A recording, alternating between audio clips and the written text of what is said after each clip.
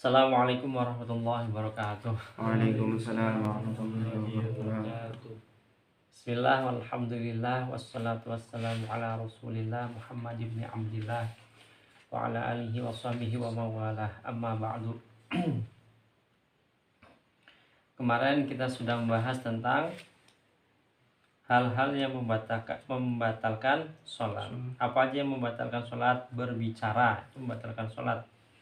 Yang kedua, bergerak dengan 3 kali gerakan secara berturut-turut, itu membatalkan sholat. Keempat, meninggalkan rukun dari rukun-rukunnya sholat. Meninggalkan salah satu rukun dari rukun-rukun sholat. Satu saja ditinggalkan batal sholatnya, apalagi 2, apalagi 3. Kalau sampai meninggalkan rukun sholat bagaimana? Laksanakan rukunnya ketika kamu ingat. Ketika kamu ingat, laksanakan rukunnya. Kemudian kamu terakhir sujud sahwi. Kemarin sudah dijelaskan ya. Sujud sahwi. Doanya sujud sahwi gimana? Subhana man la yanamu wa la yashu. Ya. Maha suci zat yang tidak tidur dan tidak yashu, lupa. Jadi Allah Subhanahu wa taala itu tidak mungkin lupa. Jadi Tuhan kok lupa, berhenti aja jadi Tuhan kan gitu. Jadi tidak pernah lupa, nggak pernah lupa. Subhana man la yanamu wa la yashu. Maha suci zat yang tidak tidur dan tidak lupa. Dulu Nabi Musa pernah ditanya, bagaimana mungkin Allah tidak tidur kan gitu. Kemudian Nabi Musa ngadu ke Allah, bagaimana Allah ada pertanyaan begini. Kemudian Allah memerintahkan Musa untuk memegang dua botol dan suruh berdiri sambil pegang itu kendi apa ya. Kemudian Allah membuat Nabi Musa itu ngantuk. Ketika Nabi Musa sudah sangat ngantuk sekali, itu apa yang ada di tangannya itu jatuh gitu kan, pecah gitu. Nah terus dijawab seperti itu loh, begitulah kalau aku ngantuk kan. Maksudnya tidak mungkin aku ngantuk begitu. Kalau ngantuk maka hancurlah alam semesta ini. Itu ngantuk aja bisa jatuh apa yang dipegang gitu kan. Jadi Allah itu mengatur alam semesta setiap saat, setiap waktu. Tidak ngantuk sama sekali, apalagi tidur. Allahu la ilaha illa huwal hayyul qayyum la ta'khudhuhu sinatun. Tidak menyentuhnya ngantuk. Nah, ngantuk itu tidak terjadi pada Allah Subhanahu wa taala. Nah, jadi kayak gitu, nggak ngantuk apalagi sampai tidur. Oke, kita lanjutkan. Ma hukmuman, ma iku apa hukmuman, hukume wong taroka kang ninggal sapa man sunnatan ing sunnah sahwan hale lali. Apa hukumnya orang yang meninggalkan sunnah dalam sholat karena lupa? La ya'ti orang nekani sopoman biha kelawan sunnah bal yasjudu balik sujud sopoman lisahwi krono araela lali. Dia tidak usah melaksanakan sunnah itu lagi ya, tapi dia harus sujud sahwi kayak gitu. Apa hukumnya orang yang meninggalkan sunnah di dalam sholat? Ya sudah gitu. Kalau sunnahnya sunnah ab'ad, maka dia sudah tidak usah melaksanakan sunnah itu lagi, tapi nanti diganti dengan sujud sahwi. Ini kalau sunnah. Kalau fardu, kalau rukun gimana kemarin? Dia harus melaksanakan rukun itu. Udah lupaan, sudah lupa sih, terus ingat, laksanakan rukunnya.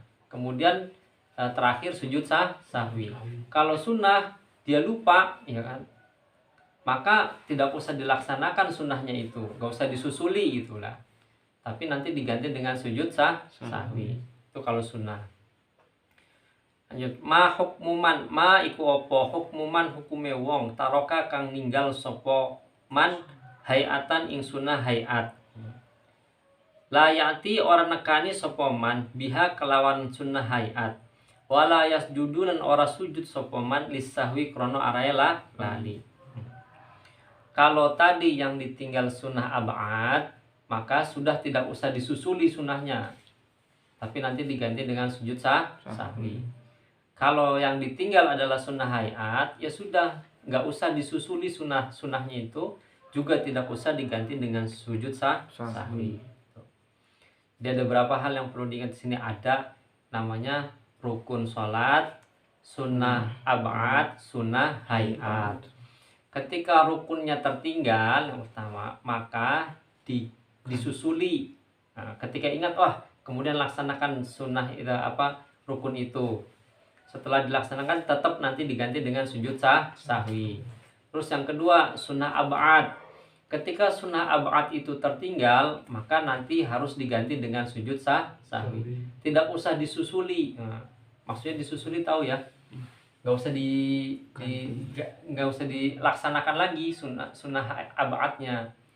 Nah, sedangkan sunnah hayat, ketika kamu lupa melaksanakan sunnah hayat, ya sudah, nggak usah dilaksanakan lagi sunnahnya.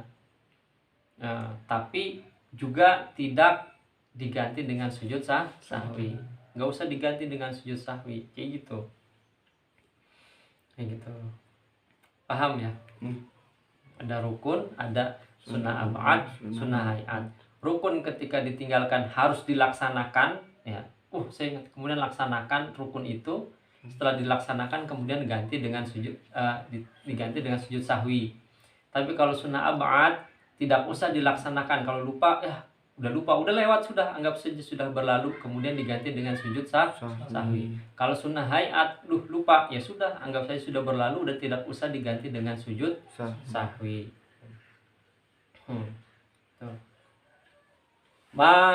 Ma iku opo hukmuman hukume wong taroka kang ninggal sapa man hayatal qiyami ing tingkah ngadeg fi sholati ing dalam salat al mafruḍati kang den fardu akan. Apa hukumnya orang yang meninggalkan berdiri, tidak melaksanakan berdiri qiyam pada salat fardu? Loh, kok ditinggalkan berdiri? Padahal berdiri itu merupakan rukun. Kalau nggak berdiri bagaimana? Yusolli mongko sholat sopo wong jalisan halelum nunggu. Wa idza ajaza lan lamun apes sopo wong anil julusi saking nunggu, sholat mongko sholat sopo wong mutajian hale turu miring. Wa in ajaza lan lamun apes sopo wong anil ittijai saking turu miring, sholat mongko sholat sepoman mustalqiyan hale telentang. Ya gitu. Berdiri di dalam sholat fardu itu rukun, tidak boleh tidak, jadi harus berdiri. Tapi ternyata dia tidak mampu untuk berdiri karena sakit, ya mungkin ya, karena sakit, maka diperbolehkan untuk sholat sambil duduk. Ternyata duduk pun belum mampu karena masih sakit, maka dia diperbolehkan sholat dengan tidur miring, menghadap ke arah kiblat. Kepalanya di sebelah utara, kakinya di sebelah selatan, lambungnya berarti yang ada di sebelah kanan, tangan kanan yang di bawah, tidur miring, hadap ke kiblat. Kalau ternyata tidur miring pun nggak bisa gitu ya, sakit mungkin ya, masa sih Pak tidur miring aja nggak bisa? Masya Allah, kalau kamu ke rumah sakit itu banyak orang yang tidur aja itu udah susah gitu ya. Lo saya pernah patah tulang itu, jangankan tidur miring tuh, bangun dari tidur aja nggak bisa, harus nunggu orang, harus dibantu. Wah ya Allah, gerak aja itu rasanya sakitnya luar biasa itu, sakitnya luar biasa. Jadi diperbolehkan tidur miring kalau memang nggak mampu duduk. Ternyata tidur miring pun nggak mampu, maka sholatnya dengan telentang, udah menghadap ke atas aja gitu. Ngadep ke atas sholatnya. Ya begitu. Bagaimana? Sebisa mungkin kepalanya di timur, kakinya di barat, dengan posisi kepala itu agak diangkat gitu ya. Kalau bisa badannya agak diangkat sedikit gitu, agak diangkat. Kalau di rumah sakit kan ada tuh tempat tidur yang bisa diatur kan. tidur banget apa agak maju gitu kan, itu agak dimajukan kepalanya, badannya tuh agak gimana ya, ya agak ngadep ke sana lah, agak ngadep ke sana. Kalau bisa ya kepalanya kasih bantal, punggungnya juga kasih bantal kalau bisa. Tapi sekarang rumah sakit kan itu tempat tidurnya bagus gitu ya, tinggal diatur aja itu posisinya supaya agak tegak, agak seperti duduk begitu, kayak begitu. Loh ternyata udah nggak bisa juga nggak bisa ngadep sana, mungkin kalau rumah sakitnya penuh begitu, nggak bisa diadepkan ke arah mana, kiblat. Ya sudah sebisanya gitu kan. Bahkan nanti kalau sudah nggak bisa bergerak sekalipun, tangannya udah nggak bisa takbir, cukup dengan isyarat dengan mata, kedipan mata. Kalau udah nggak bisa sama sekali itu ya. Lah apakah tetap wajib? Sholatnya tetap wajib.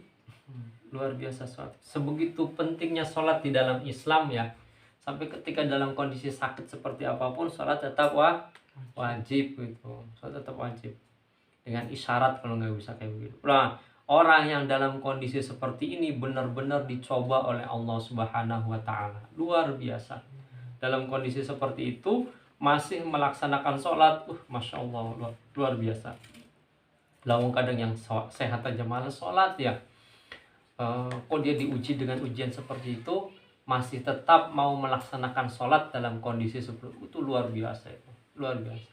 Mungkin pahalanya itu udah para ketulungan akeh lah, banyak sekali. Mau sholat sehat aja kadang malas banget kan. Itu benar-benar sedang diuji oleh Allah Subhanahu wa Ta'ala, diuji ujian yang luar biasa gitu. Jadi kayak gitu ya. Amman naflu anapun utawi sholat sunnah fayajuzu mongko boleh opo ayu sholia arep yanto sholat sopo man hu ing sunnah, hu ing nafl itu sholat sunnah.